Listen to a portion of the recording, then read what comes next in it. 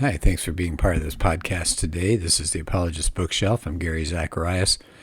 I am so glad to cover a book today that I haven't done before. The author is Dan Story, and that's why I enjoy it so much. He's a clear writer. He's a good thinker. Has an MA in Christian apologetics. He's got a book called Defending Your Faith. I've done a podcast or two on that. Christianity on the Offense and Engaging the Closed-Minded, as well as some other things. What a nice guy. He and his wife are wonderful people. We've gotten to know them. They don't live that far from us. And just a terrific guy. So this book that he's put out is called The Christian Combat Manual. This will be the first podcast on it, so I'm going to read a little bit of the intro, talk about that, and then his first chapter.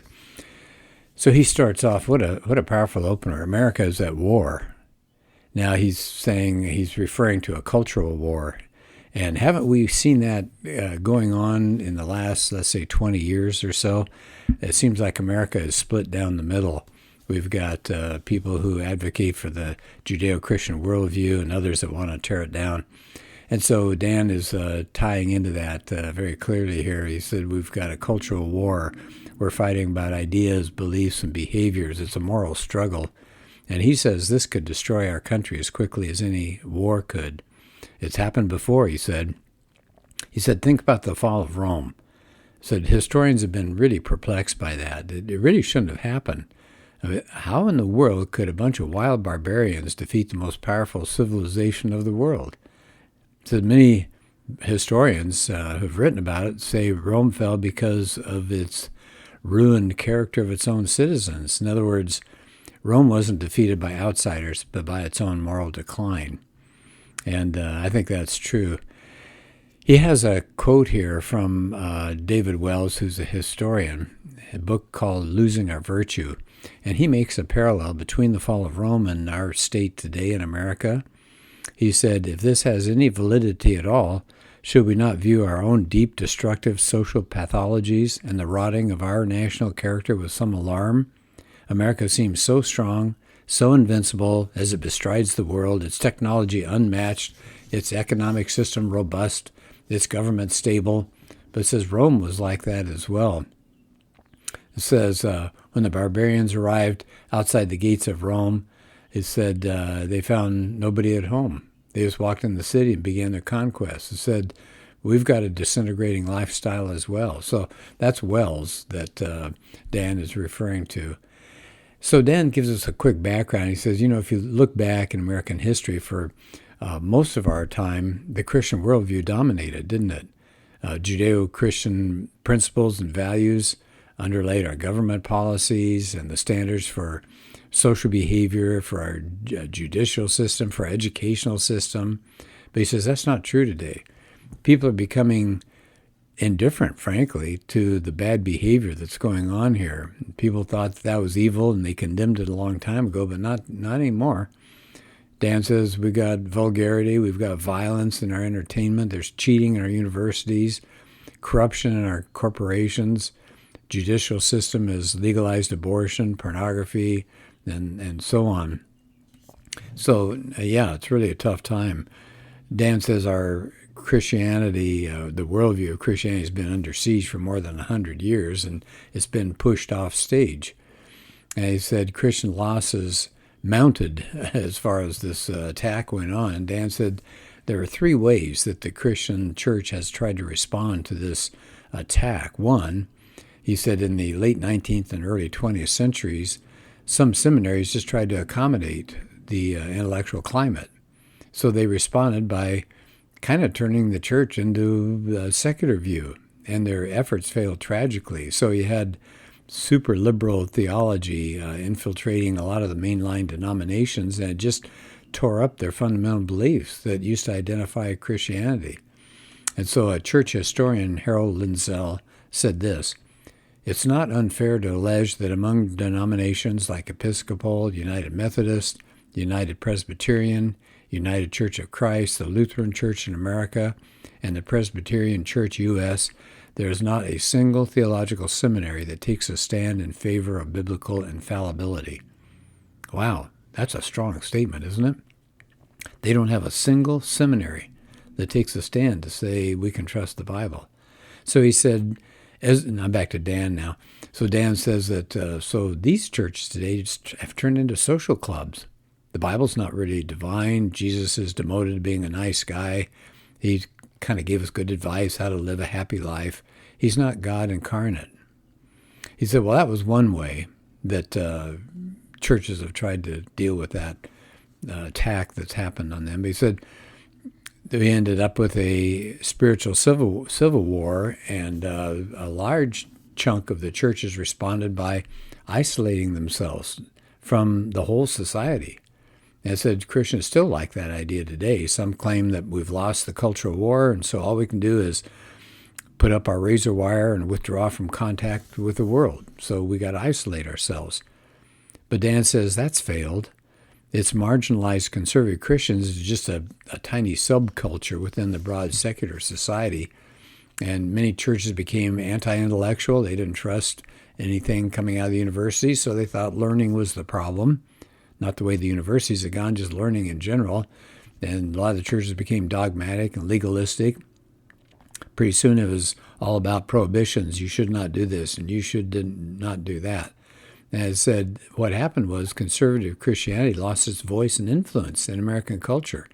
Christians became viewed as anti-intellectual, a bunch of radical fringe groups out there out of touch with mainstream America, and that's still going on today.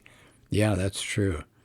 So there was a second reaction. First was just get along with the group, buy into the theories of the secular world. And the second was to isolate themselves. Here's the third response. He said probably this is the most prevalent today. He said we have a lot of Christians, including a lot of evangelicals, that have a dualistic approach to life. What does he mean by that? Dan says they've got well-defined boundaries between the spiritual and the secular parts of their lives. And so, for example, when they're at church, they have strict biblical values. So they talk about abortion and homosexuality, and they endorse those biblical views. They support missionaries. They encourage evangelism. They give tithes and offerings to Christian causes. But when they're at school or at work or with their neighbors or entertaining, they have secular values. So they're compartmentalizing the religious and secular parts of their lives into separate categories. And I have a talk that I've done on worldviews, and I echo exactly what Dan is talking about here. People, many Christians, not all, but many Christians are Christians on Sunday, and then they're secularists Monday through Saturday, right? In other words, what they spend their time doing and where their money goes and the things they think about and what they read and all that kind of stuff is very different on Sunday than it is the other 6 days of the week.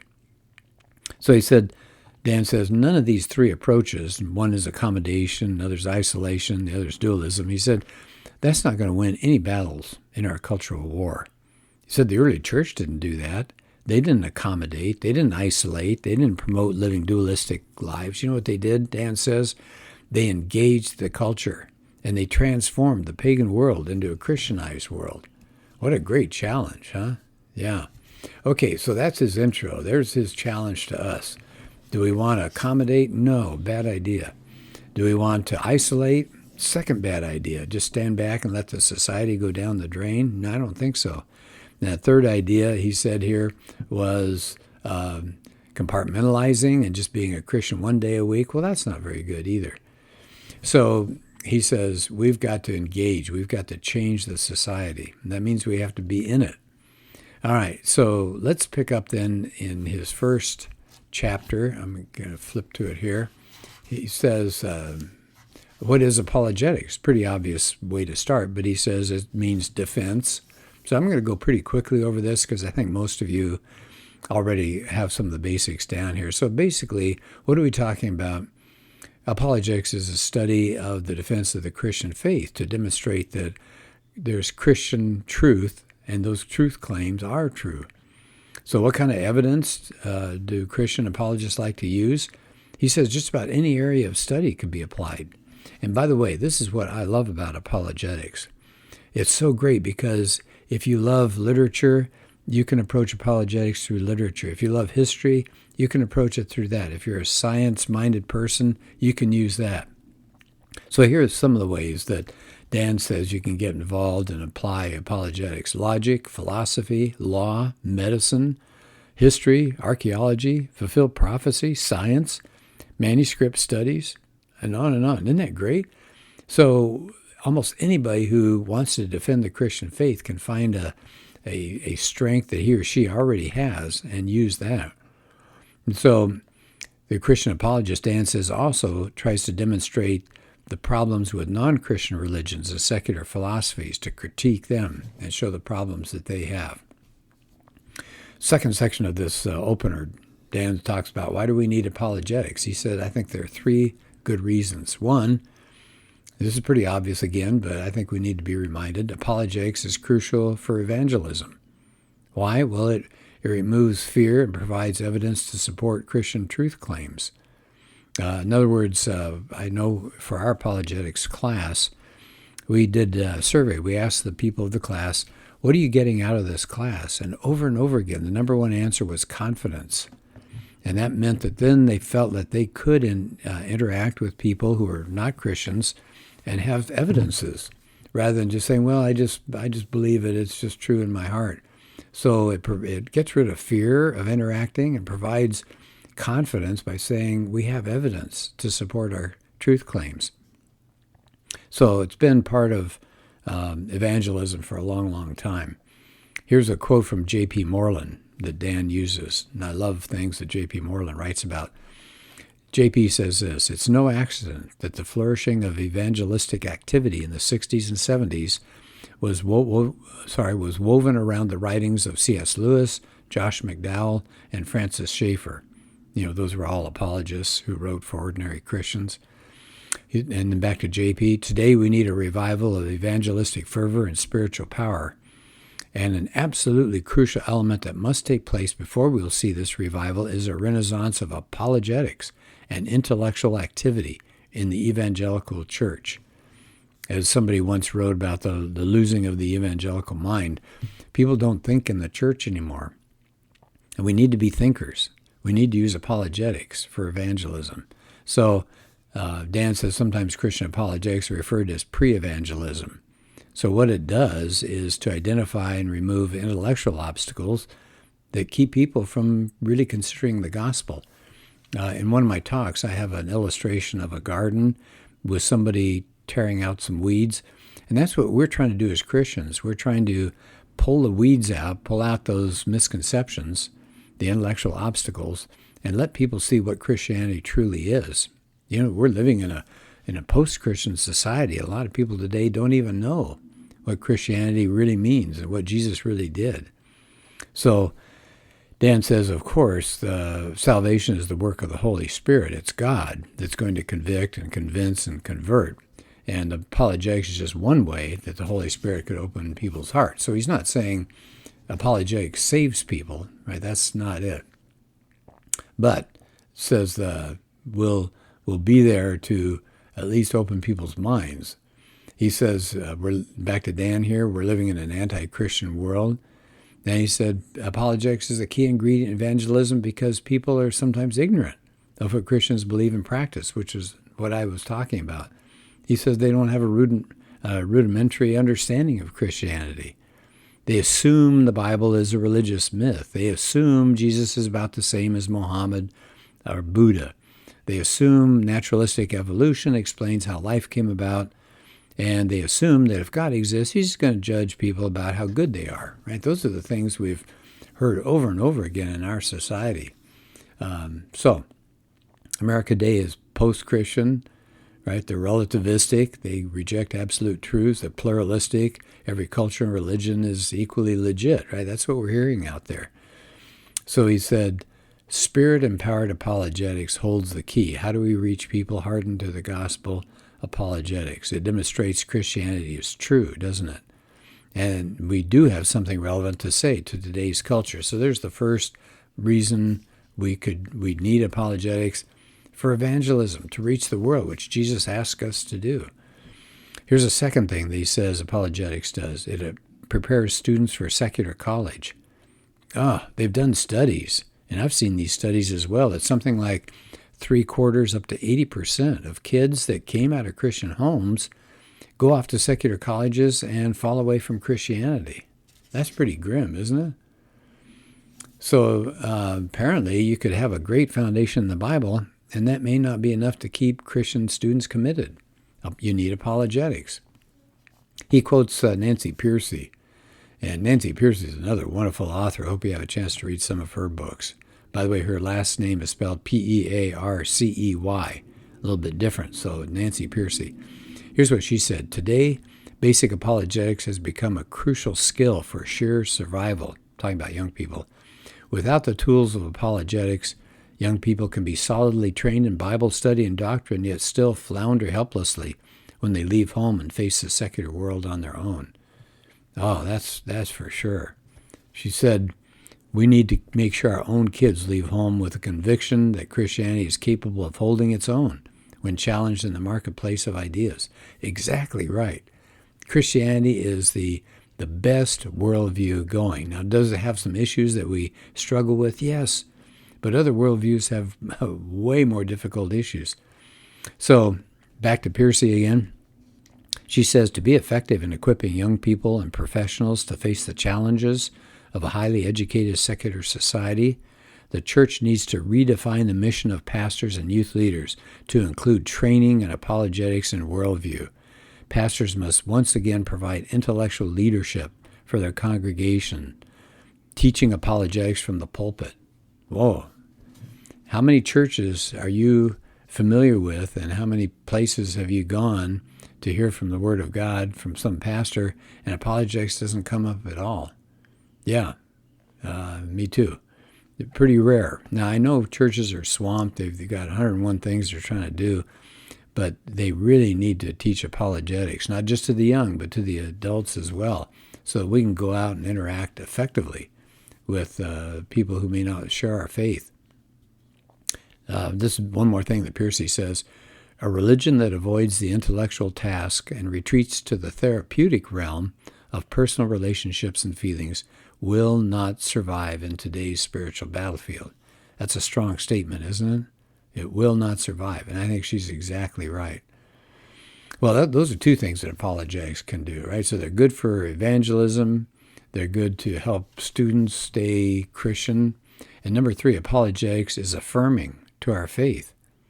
So they've said apologetics could help new believers who want to rationally justify and understand their commitment to Jesus.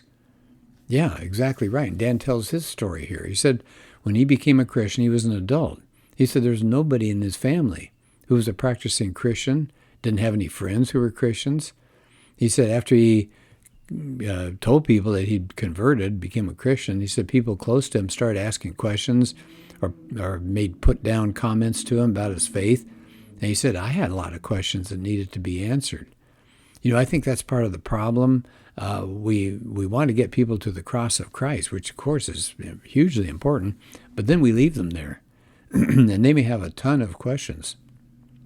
I know my son had a friend who it was exactly like that. He, as an adult, became a Christian, I think, and I think he was baptized and, the whole 9 yards. But I don't think he got anybody in his life to really talk to him and answer questions and all, and so I think he's drifted off. So I think Dan's making a good point here. So in Dan's case, he said he had questions and nobody was helping him, so he started investigating apologetics. He said he started reading apologetic books by Josh McDowell, Paul Little, and C.S. Lewis. So let me stop there for just a second. I think you probably all recognize the name Josh McDowell. He has put out so many good books. And of course, C.S. Lewis, the famous English writer. You may not know Paul Little. He's got 2 books. They're short, but they're really powerful. One is Know Why You Believe, and the other is Know What You Believe. Right, so take a look at those 2. I may have done some podcasts on them, but those are wonderful. They're really good books to get started. Know What You Believe, Know Why You Believe. And back to Dan, he said, I can't believe how much those writings strengthened his faith. He said apologetics removed his doubts. It assured him that Christianity was solid, and it sat on a foundation of facts. It said it even increased his desire to study the Bible. But he said, most importantly, apologetics gave him greater confidence. There's that word, to share his faith. And so this is such a good book, and he's got so many good chapters in here. I can't tell you enough how powerful this book is. The Christian Combat Manual. Dan Story is the author. Get comfortable with Dan Story material if you can. Find it out there. It's well worth the time and effort. Well, thanks for being part of this podcast, and I hope your day is going well.